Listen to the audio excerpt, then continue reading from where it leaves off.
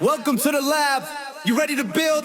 You ready to learn? Let's go! Put your goggles on, let's see what we can find. We're using our hands and we're using our mind. From the stars in the sky to the dirt on the ground, the coolest experiments are right here to be found. Is it science? Yeah. Technology? Yeah. Engineering? Yeah. Mathematics? Let's go! It's time for STEM. It's time for STEM. At Lex's Lab, the fun never ends. Get your gear ready, tell all your friends. It's time for STEM. It's time for STEM. Clap, clap, clap, clap, clap, clap, clap, clap, clap. Time for STEM, where big ideas come to life. Let's get to work. Hi guys, welcome to Lex's STEM Lab. I have another good episode for you today. We are still continuing with our STEM career segment, and I'm here with Dr. FlexFit. He's going to tell you guys all about him, his experience on becoming a doctor, and everything else forward. So without further ado, Dr. FlexFit, the STEM Lab. Thank you. It's a pleasure to be here for sure. I was really excited about this opportunity when you brought it to me.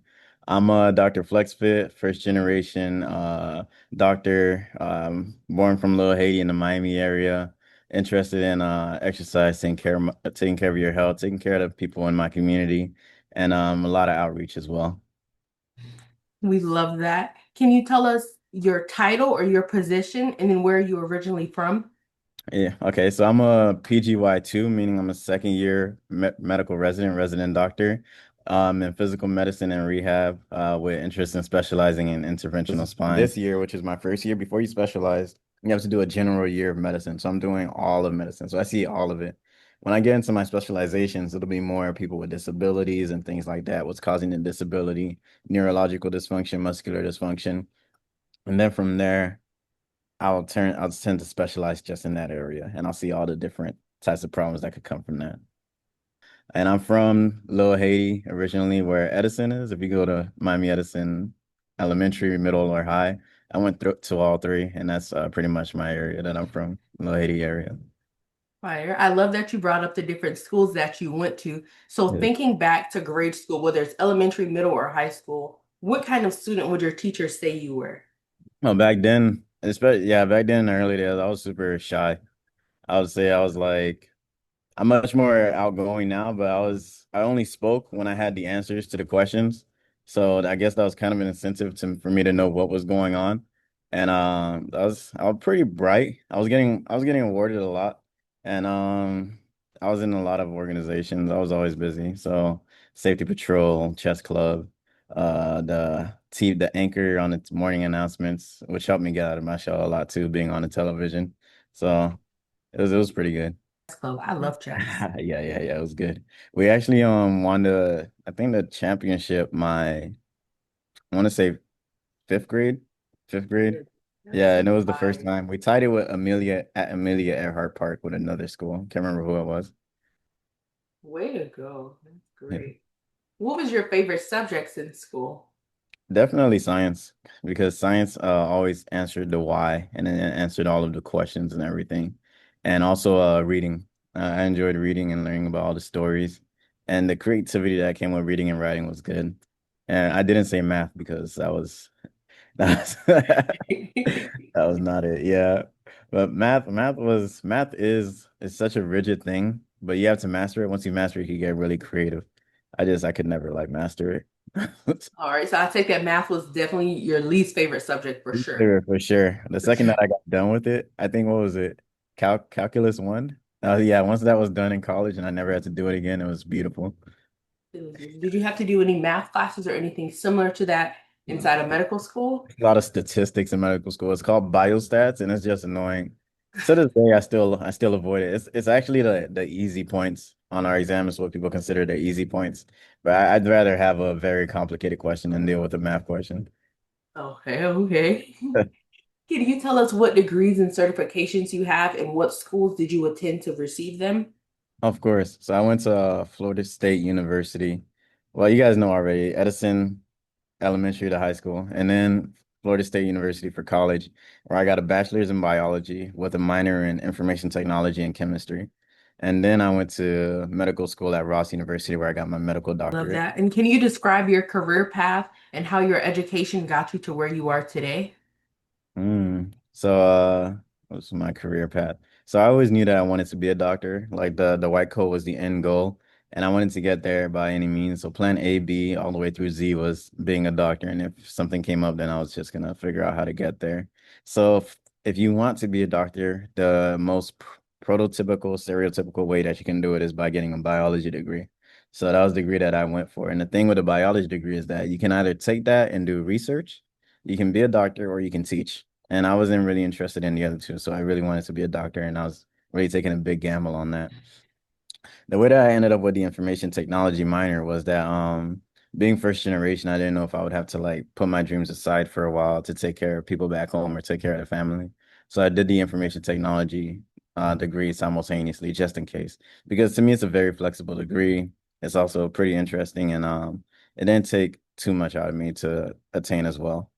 And but I was fortunately able, with the success of my siblings and everything else, able to focus on my dreams. And then I went to medical school and did the accelerator program there because I wanted to get things done quickly and move forward. And then once I got done with the accelerator program, jumped right into residency. So not really a lot of time to breathe, but I like getting things done and staying busy. How long was the accelerated track? So the accelerated track is about a year and a half compared to the full 2 years plus that it could take. So the accelerated track, this was just the basic sciences where you learn all the medicine. So it's pretty much the fire hose times two. Yeah, it's just Yeah. getting blasted with information the whole time. And then once we got done with that, then we were able to go to clinicals, which is working in the hospital and everything. So. How did you manage getting water hose with all that information? Oh my goodness. I had to pretty much break down my learning style. I used to be very basic where I was like, I could learn any kind of way. It doesn't really matter to me. I had to really figure out what my learning style was, and it's visual. So once I mastered that visual learning was my thing, I created this entire pretty much I created this entire universe with characters for each of the diseases. And then this is Fire. like yeah, the craziest thing ever. So created this whole universe with all of the diseases. So now anytime there's an illness or anything, it comes to me immediately and I can see the entire picture. Treatment, pathophysiology, everything. So it took a lot of effort, but once I mastered that and I did that for each exam, it became pretty manageable. And when you say you created characters, was this something like you got online and came up with different actual images for these characters, like a storyline? I would something like that, yeah. So I would take characters that I've known before that kind of match with the disease that was going on. And for example, it would be like Huntington's disease, which is a dopamine abnormality, causing patients to move around very weirdly and not be able to control their movements. I would take something like Huntington's disease, and I would take a character like Hunter's Hearst Helmsley, which is a very niche character. But for some reason, I remember like a lot of very obscure characters, and I'll combine the two so that every time I hear the word Hunter, it would trigger everything. So now I remember that it's in chromosome 4 because Hunter Holmes Helsley participated in 4 Hell in the Cells, and then it'll be things like that. So I love that. But it worked for you and it you worked for me. remembered everything. Every single thing, So, yeah. what are some key skills, whether it's technical or soft skills, that are important in your career field? Oh my goodness. So the first thing would probably be, and this is very telling because a lot of doctors or a lot of medical students don't have this, but it's people skills. So at the end of the day, you're working with people, you're working with patients, and you have to remember that the patients is the priority, not just the pathophysiology of what's going on. So you have to remember to take care of them, and that's a huge thing. And then you also have to be a leader within your role, because as a doctor, you're the end point. You're the final say of everything that's going on, and you want to make sure that you take everything into account. So with that, you're also going to need to be what's the word? You need to be more methodical in your approach. And you're gonna have to do the same thing the same way every single day so that you don't miss anything. And then being able to master that, you'll be organized and you'll be routine, and that'll help you out in the long run. Did you have any role models or mentors who inspired you along the way? Growing up, I would say I had like reverse role models. So I was I was from the inner city in the hood.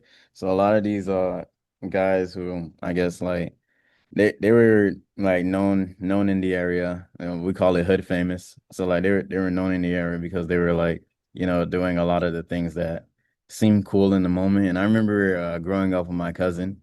We were around the same age, and he was talking about how this guy was like the coolest, I guess, guy on the block. But when you really looked at him, he had like his clothes were like tattered up, his eyes were super red, and he just reeked of smoke. And I was like, I don't think this is it at all. So, so everything that they do, I'm gonna do the opposite, and then I'll go from there. So I went without a role model for a long time, and I barely went to the hospital to see a doctor because we didn't have like as good of access to healthcare. So Mhm. it's pretty much just knowing that this is something that I wanted to be and doing that until I could get to that point, until I met people, one of my later years, like my mentors, who could show me the way to go about things and really be that inspiration for me. I really love that you said you had the opposite of a role model, or it was backwards. People Yeah. showed you what not to do. I don't want that in my life. That's Right. so important. People see it all the time, but you don't connect the dots on, this is teaching me a life lesson. I never want to go down that route. 100%. Love that. So, what does a day in a life look like for you? It's to me this is the best day. So it's wake up around 4 or 5 in the morning. I like to wake up 2 hours before the day should start, and then I go to the gym and get my workout in, make sure that's done.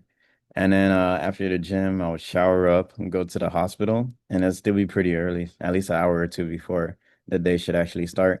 And then I'll look over everything, and I tend to be really methodical with this. Look over all of my patients, make sure I'm like on top of everything that's going on with them. And then I'll quickly scan over everybody else's patients just in case there's like any lapses of information or anything like that. And then from there, I would round the first time by myself. So check in with all the patients myself, round again with the attending and the team, and then round a third time again by myself at the end of the day, just to make sure that everything's together and in place. And then from there, it's pretty good. What advice would you give to a student who's interested in pursuing a career such as yours? I mean, it depends. So if you're doing it for money, then I would recommend something else. If you're doing it for recognition, I would recommend something else as well. You just kind of have to want to do this because in all honesty, I don't, the trade-off might be not worth it because you're taking care of so many other people and nobody's taking care of you really. So you're gonna be sacrificing a lot of yourself to help others, which is rewarding and it could work, but it's built for a certain type of person. And if you're the type of person who needs to have everything in your life optimal at all times and life needs to be sweet and good at all times, and you can't handle a little adversity, this isn't the place because it's definitely coming. But if you can handle that adversity, and you're made, you pledged or something like that, then you'd probably be able to handle it. And I've told that to a lot of people that asked me if they should go to medical school. I'm like, I really had the conversation with them at length because I didn't want them to go and then end up having a hard time there and not enjoying it and dropping out with a bunch of debt. That'd be terrible. And then there are people that asked me and I knew them previously, and I was like, yeah, you're definitely built for this. So if you want to do this, then you can do it. And what was one thing I told him? I was like, uh, is you don't need to be a doctor, but having the capacity to be, and then not being a doctor is being like a great miss for you. So that was pretty much it. And could you just tell everybody at home, what fraternity did you join? Oh, Phi Beta Sigma Fraternity Incorporated. But the best choice, again, for me, I like genuine things. I like things that make sense. And this fraternity was the one that made sense. Family is a big thing. It's the only one that has like a brother-sister connection. Really provides that unity, really provides the incorporation of including all, of being the sum of all. And that was pretty much the best fraternity for me and introduced me to a lot of the great people that I know today. Absolutely. You hit that on the head, that brother and sister. It's Yeah. almost like we're constitutionally bound or something, right? Right. Right. Yeah. So outside of work, what are some of your hobbies and activities that you enjoy doing? I know you said you love to work out. Yeah, definitely. Going to the gym and working out, taking pictures, honestly, making content is fun. And then what else? I like traveling. I like, going hiking and just new experiences. So as long as I'm doing that, then I'm having a lot of fun. Spend time with people I care about, family, girlfriend, things like that. And then if bills and responsibilities didn't exist for you, is there something different you would do, or could you see yourself in a different field? I don't know. Maybe a rapper, maybe. Okay, rapper. What would be your rap name? Flex. Okay, so listen, now that you said that, let's say, the question before was going to be if we had a TV show about your life. But we're going to do Mhm. two. Let's say we have a TV show about your life and we're going to pick a theme song. What would be the song for you? And then the second question is going to be if we go with that rapper career for you, Right. what type of style would you be rapper wise? So, what Mm. song could you compare your rapper style to? That's a good one. I would say so definitely for the song it'd be like the belly and weekend might not make it just because Uh-huh. like I felt like I was doing a lot of high stake things a lot. Every exam was like the last exam that Make could or make break. my whole life. Da da da.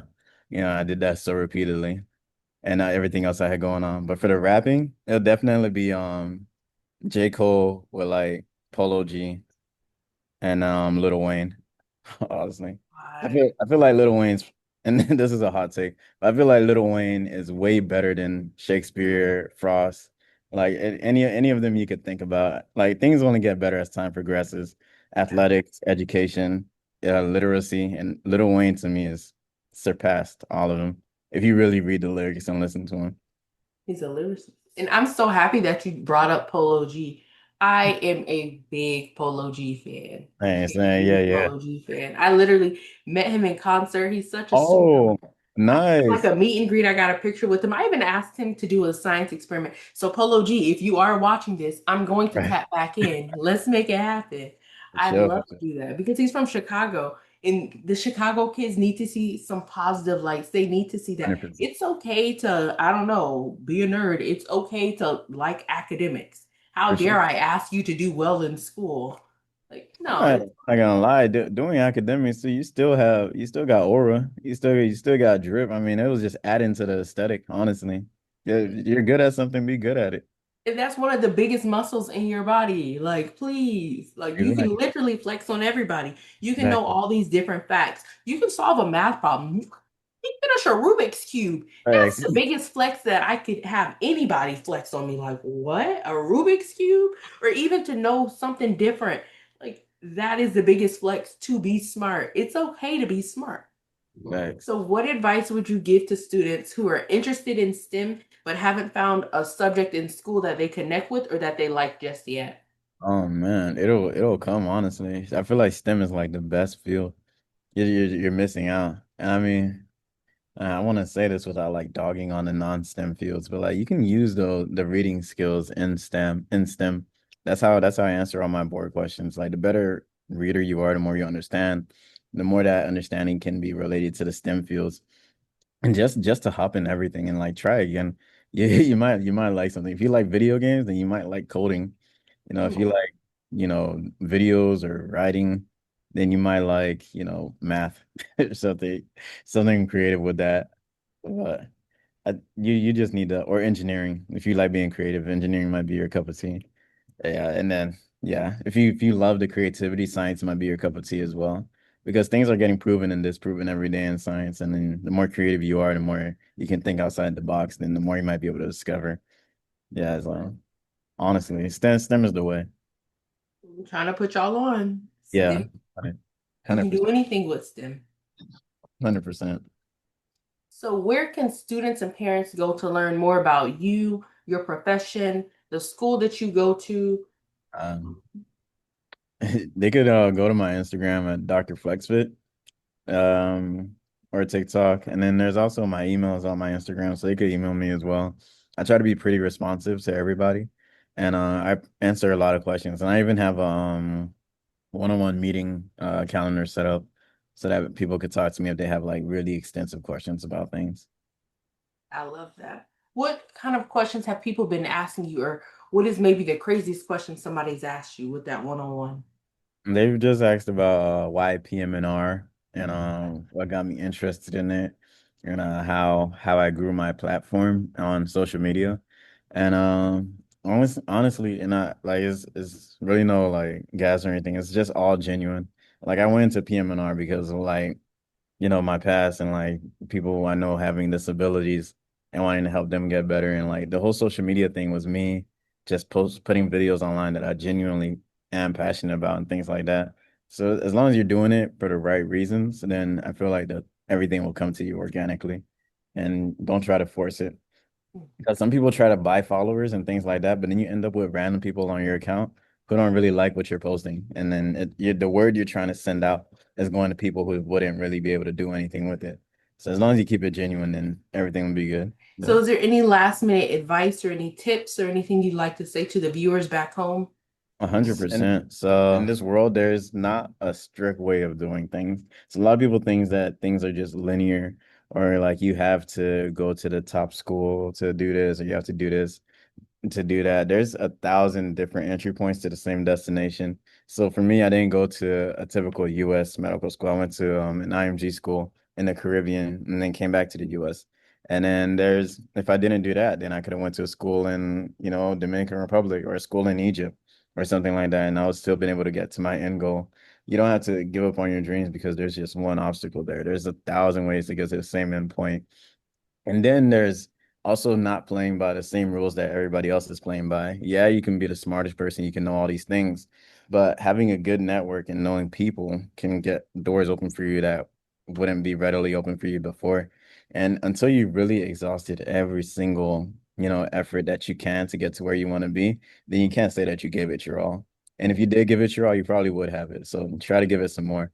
It's just not to be like, rude or rough or anything, but like Oh, you can get there. You can get there. 100%. You could just be undeniable. I love that. That's some really good advice. So, y'all heard it first here. Dr. Flex said you gotta try harder, put in the work, lock For sure. in. All right, guys, thanks for tuning in. Please keep watching. Make sure that you like, follow, subscribe, and we'll see you on the next episode. Bye. There, guys.